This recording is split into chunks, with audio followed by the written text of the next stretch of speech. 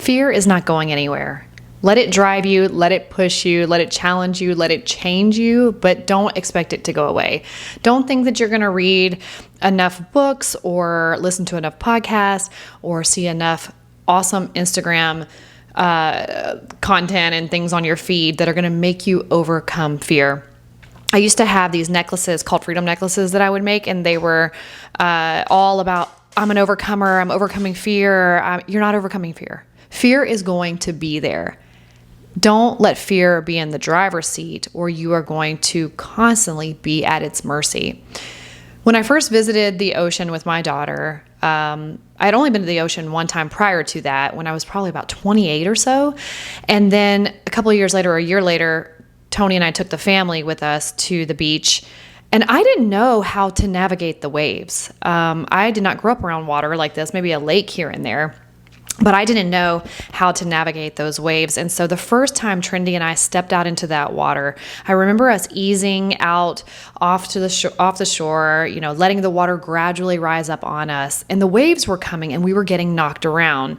And every time a wave would come, we would brace for impact. And instead of being able to withstand that wave, we would just get tossed around to the point where literally your feet will come out from under you and you will get sand shoved up your swimsuit. And I don't know if you know what I'm talking about, but if you've ever been beat up by the ocean waves, it is brutal. What I learned over time by showing up continuously into the water, or even just honestly, it was that go around where you just get tired of getting beat up and getting your swimsuit shoved full of sand, and even almost getting your swimsuit ripped off of you. You get hurt and tossed around enough that you realize that I need to learn how to get out a little bit deeper, which actually sounds crazy because the waves seem way bigger and a little more intense the further out you get. But the further you get away from the safety of the shore, the more you actually start to move with the waves and with the water, and you can catch the rhythm.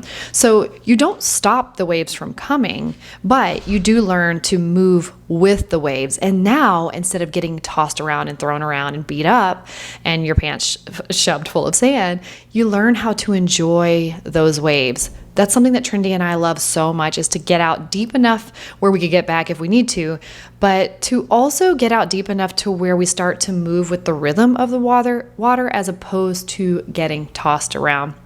And the reason why I'm telling you that and having you experience that bit of a visual is because I feel like that's what happens with fear. That's what happens anytime that we stand between where we want to be and where we are, and the safety of where we are, because it's one thing to be where you are. That's fine. It's another thing to be where you are, but you are aware and and you've had this conscious shift where you can't stay there, but you're so afraid to step out. If you play in the middle between the shore and the depths, you are going to get tossed around. If you are waiting for the waves to stop, it's the ocean. It's what the ocean does. So yeah, they may come down a little bit and calm down a little bit, but they don't ever stop because it's the ocean. That is life. That is fear in your life. It will always be there.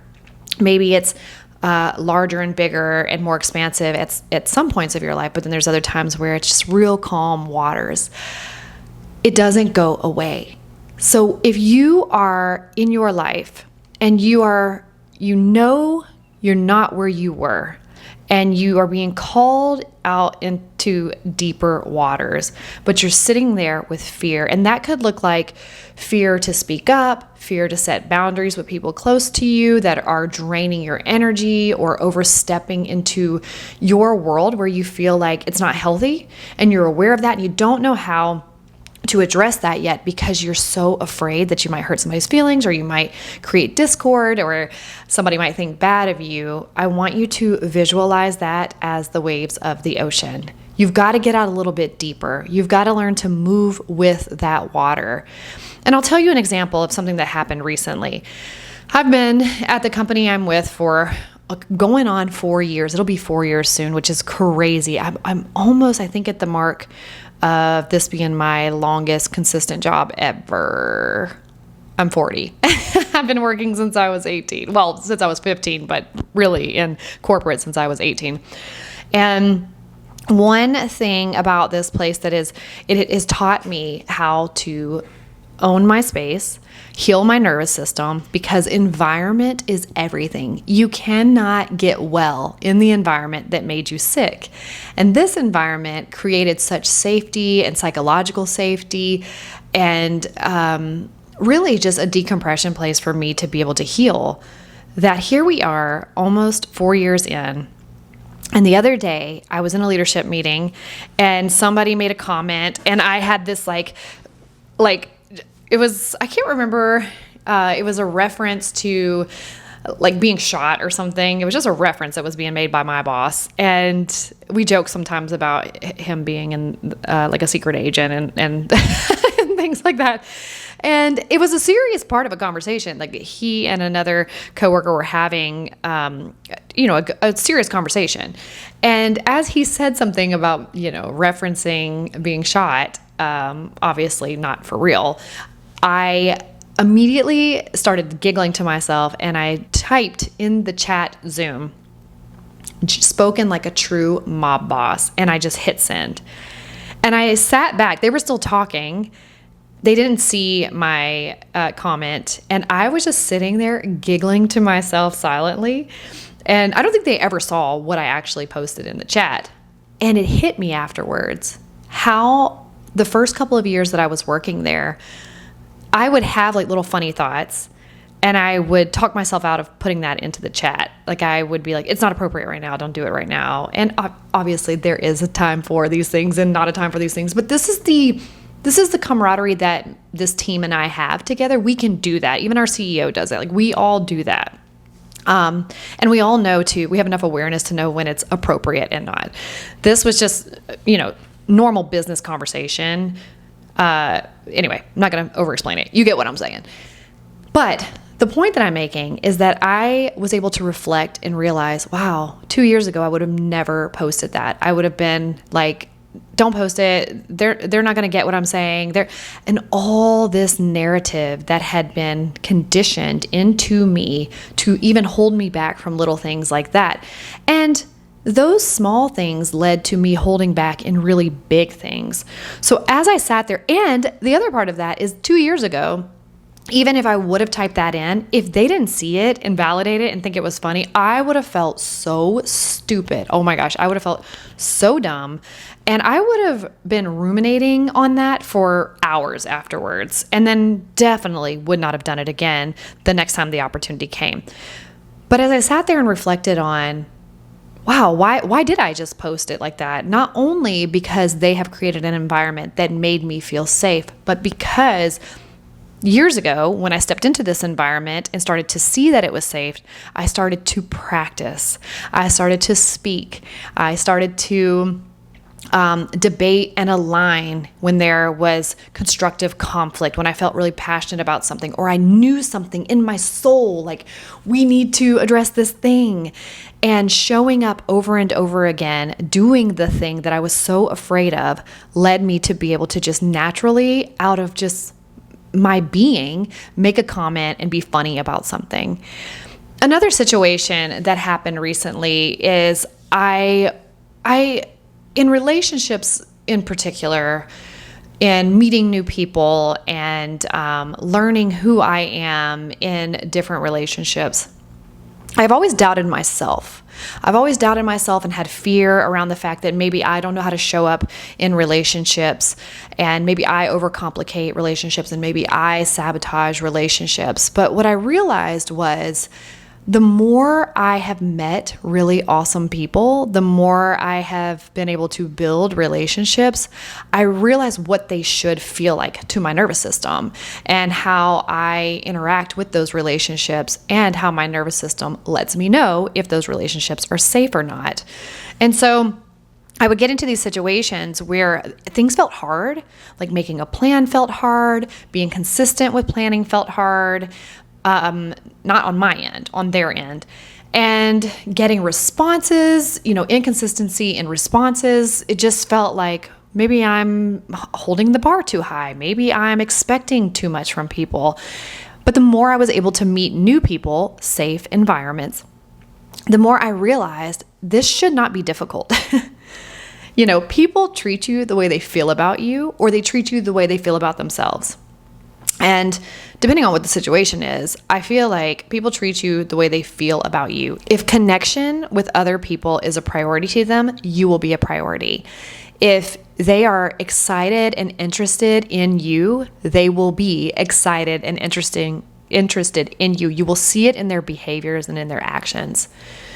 So I'm telling you all of this because I have heard so many people say how they really feel.